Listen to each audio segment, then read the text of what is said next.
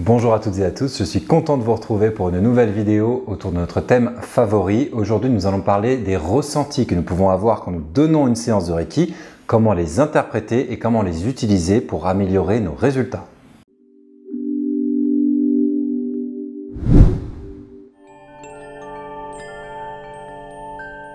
Alors, dans cette vidéo, nous allons parler du concept particulier de Byosen que nous avons dans le Reiki.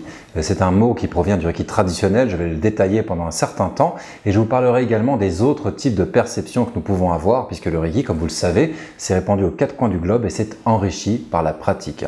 Mais avant de commencer, je voudrais juste vous dire que pour moi, c'est exceptionnel de pouvoir vous partager ces informations. Elles ne sont pas forcément très connues en France, en tout cas elles n'ont pas encore été synthétisées et en les mettant en pratique, vous allez vraiment améliorer vos résultats. Donc c'est une joie immense et je suis très heureux de le faire. Alors, avant de parler de tout type de sensations, de visualisation, d'images, d'intuition que nous pouvons avoir dans les séances, j'en parlerai bien sûr, mais dans un second temps, je voudrais vous parler de la pratique du Reiki traditionnel selon les recherches de Frank Arjava-Peter d'Arjava Sensei. Du temps de Mikao Usui, un concept a été développé par Mikao Usui, le fondateur du Reiki. C'est le concept de Byosen. Les Byosen sont des accumulations d'énergie négative que l'on va percevoir dans le corps. Selon les recherches de Frank Arjava-Peter, elles proviennent de son livre This is Reiki, que je vous invite à lire absolument, vous trouverez le lien sous la vidéo. Ces Byosen sont classifiés en 5 niveaux distincts que l'on va apprendre à percevoir avec nos mains et à traiter de manière différente selon leur niveau d'intensité. Je vous explique ça tout de suite, bien sûr. Je voudrais d'abord vous parler du mot Byosen. Que veut dire Byosen? Il est composé de deux kanji. Bio veut dire malade ou toxique. Et sen, c'est l'accumulation, le grumeau, la glande ou la ligne. C'est donc une accumulation d'énergie toxique, on pourrait même dire une accumulation de toxines, à ne pas confondre bien sûr avec les toxines que traite la médecine. Et je vous rappelle, j'en profite, c'est important de le dire, le Reiki ne remplace pas la médecine. Du temps de Mikao Usui, nous faisions des traitements énergétiques qui sont complémentaires à l'approche médicale. Comment est-ce qu'on travaillait du temps de Mikao Usui d'après Arjava Sensei?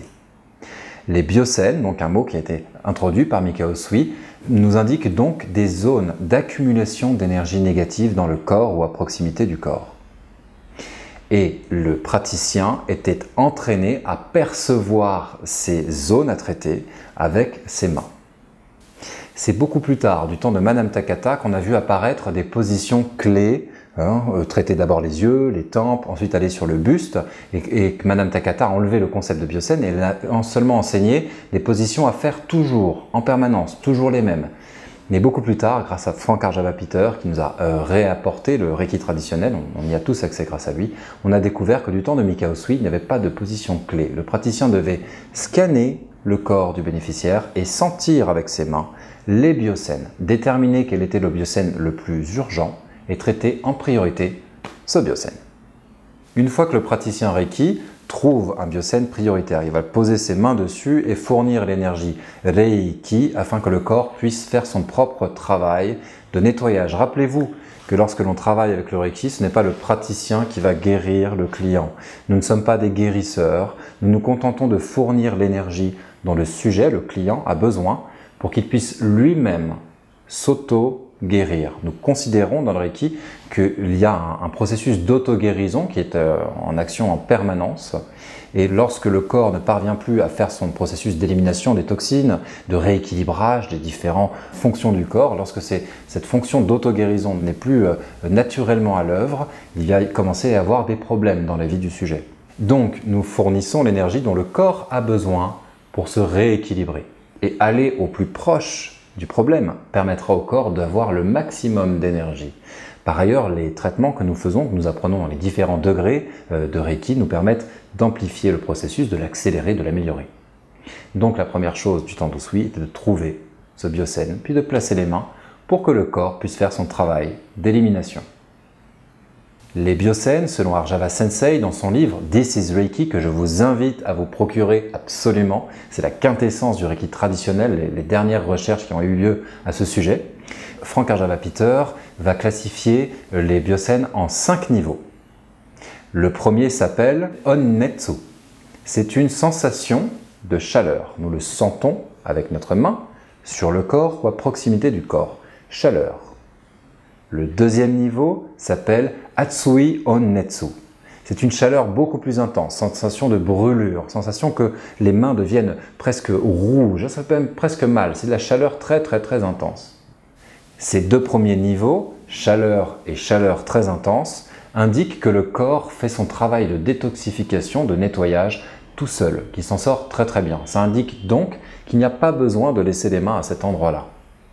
Lorsque l'on ressent une chaleur très forte, d'un point de vue énergétique, c'est d'ailleurs connu dans toutes les approches énergétiques, quelles qu'elles soient, ça indique une combustion énergétique. Donc le corps est en train de faire ce processus de nettoyage, il n'a pas besoin de nous et on peut enlever les mains et aller ailleurs. Il y a d'autres sensations qui nous indiquent des zones plus prioritaires. Nous sommes dans la première zone, ce que Frank Arjava Peter appelle la zone verte. Pas besoin de garder les mains à cet endroit-là. Le troisième niveau de biocène, c'est Pili Pili Kan. C'est un biocène plus important. Pili Pili Kan, c'est une sensation de picotement dans les mains ou alors la sensation d'avoir des fourmis dans les mains. Ces fourmis peuvent être senties au-dessus des doigts, au-dessus de la main, en dessous de la main, envelopper la main. Et dans certains cas, quand le biocène est un peu plus important, vous aurez une sensation électrique, un peu comme s'il y avait un passage d'un courant électrique à cet endroit-là, une sensation magnétique, si la main était scotchée. Ou alors même encore plus, sensation d'engourdissement, comme si vous aviez une veine comprimée et que la main est engourdie. Vérifiez donc que votre main n'est pas engourdie véritablement et que c'est bien une sensation énergétique que vous avez pour être sûr de vos sensations. Ce troisième niveau, Pili Pili Kan, est ce que Frank Arjava Peter appelle la zone grise. C'est une biocène qui commence à être problématique. Nous allons vouloir aider le corps à se détoxifier, à travailler sur ce type de biocène à partir de ce moment-là. Mais il y a des biocènes encore plus importants. Le quatrième niveau de biocène, nous rentrons dans la zone rouge. Ce sont des biocènes prioritaires, le corps a beaucoup de mal à faire son travail énergétique. Ce biocène s'appelle le Hibiki. On va le sentir sous forme de pulsation dans les mains, un peu comme si votre pouls battait très fort dans tous vos doigts, un peu comme si vous aviez les mains qui bouent, non pas en chaleur, mais comme si des bulles stimulaient chacun des zones de votre peau. Ce biocène est un biocène prioritaire, le hibiki, les pulsations dans les mains. Et quand vous arrivez à un hibiki encore plus grave, vous allez avoir une sensation de froid ou de froid intense. Je sais, puisque beaucoup d'entre vous êtes mes élèves, que certains d'entre vous ont déjà ressenti ce froid. Quand vous sentez un froid en posant la main sur quelqu'un, vérifiez que ça ne vient pas de la pièce, vérifiez que ce n'est pas vos mains qui sont froides. Si c'est bien une zone du corps, vous êtes sur un hibiki assez grave. C'est donc une zone prioritaire à traiter. Et vous aurez envie de garder vos mains sur cette zone jusqu'à revenir à une chaleur qui indique qu'il n'y a plus besoin de garder les mains à cet endroit-là. Ensuite, le cinquième niveau de biocène, c'est Itami, la douleur dans la main. Vous avez la main posée sur quelqu'un et vous ressentez une douleur. Dans la main, dans les doigts, au-dessus de la main peut-être.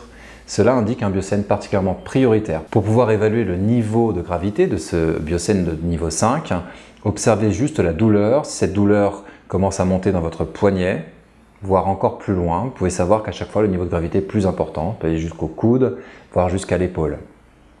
Dans ces cas-là, le biocène est assez prioritaire, gardez vos mains à cet endroit-là. Et il est important aussi de noter, vous n'êtes pas en train de prendre de l'énergie négative, vous êtes juste en train d'être informé, ça fait partie de la pratique du Reiki. Notre corps est à la fois l'outil de traitement et l'outil d'interprétation des problèmes énergétiques de notre client.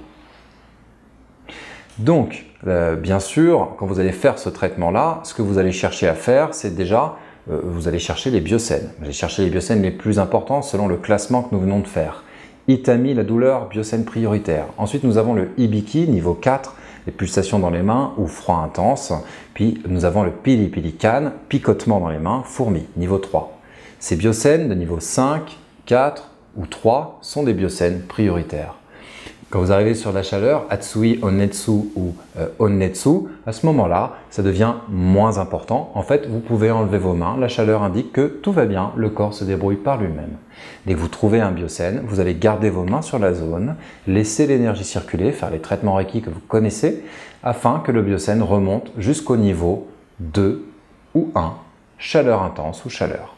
C'est comme ça qu'on traitait du temps de Mikao Usui d'après Frank Arjava Peter Sensei. À ce stade, je tiens à rappeler quelque chose de très important puisqu'en ce moment, on entend beaucoup parler des dérives dans le Reiki. Je vais dire quelques mots à ce sujet-là. Souvenez-vous que nous sommes capables de détecter les biocènes et c'est tout, pas plus, pas d'interpréter ce que ça veut dire chez le client. Ça, c'est le travail du médecin. Je vous inviterai donc systématiquement à demander à vos clients d'être suivis d'abord par un médecin et ensuite de venir vous voir. C'est indispensable parce que dans certains cas, dans certains problèmes, lorsqu'il y a des problèmes graves chez le sujet, il y a besoin d'une intervention rapide, qu'elle soit chirurgicale ou autre. Et ce sont les médecins qui sont capables de le déterminer. Nous ne sommes juste pas formés à ça. Donc souvenez-vous, le Reiki ne remplace pas la médecine, c'est un complément excellent. La pratique du Reiki est fabuleuse, elle donne des résultats magnifiques. Mais pour ce qui est du diagnostic, on laisse ça aux médecins et je vous remercierai de vous en souvenir dans votre pratique du Reiki. Ceci étant dit, les résultats du Reiki sont exceptionnels. Il y a des centaines de millions de praticiens et de témoins de ces fabuleux effets sur la santé. Donc utilisez le Reiki dans votre vie, avec vos proches, avec vos clients et sur vous-même et vous verrez de véritables résultats. Mikao Usui nous a donné un système très bien conçu. Pratiquons-le, mettons-le en œuvre et nous savons maintenant comment est-ce qu'on faisait de son temps pour travailler sur les blocages énergétiques. Mais il y a d'autres sensations et nous allons les voir maintenant. Il y a beaucoup d'autres choses à connaître sur le biocène, les cycles d'évolution, les rythmes d'évolution. Je ne peux pas vous parler de tout maintenant. En plus, par respect pour le travail de Frank Arjava-Peter et même de la lignée Jikiden Reiki qui transmet ces informations, je ne souhaite pas tout diffuser dans une vidéo, mais vous savez que je forme au Jikiden Reiki. Je ne suis pas le seul d'ailleurs, donc Reiki traditionnel. Et vous pouvez apprendre avec un Shihan, soit moi ou quelqu'un d'autre, et aller beaucoup plus loin dans cette explication très précise et détaillée du biocène. Ceci étant dit, avant que nous retrouvions ces informations grâce aux recherches des chercheurs que j'ai déjà cités, des maîtres comme William Mirand avaient développé leur propre système de perception. Souvenons-nous de l'histoire.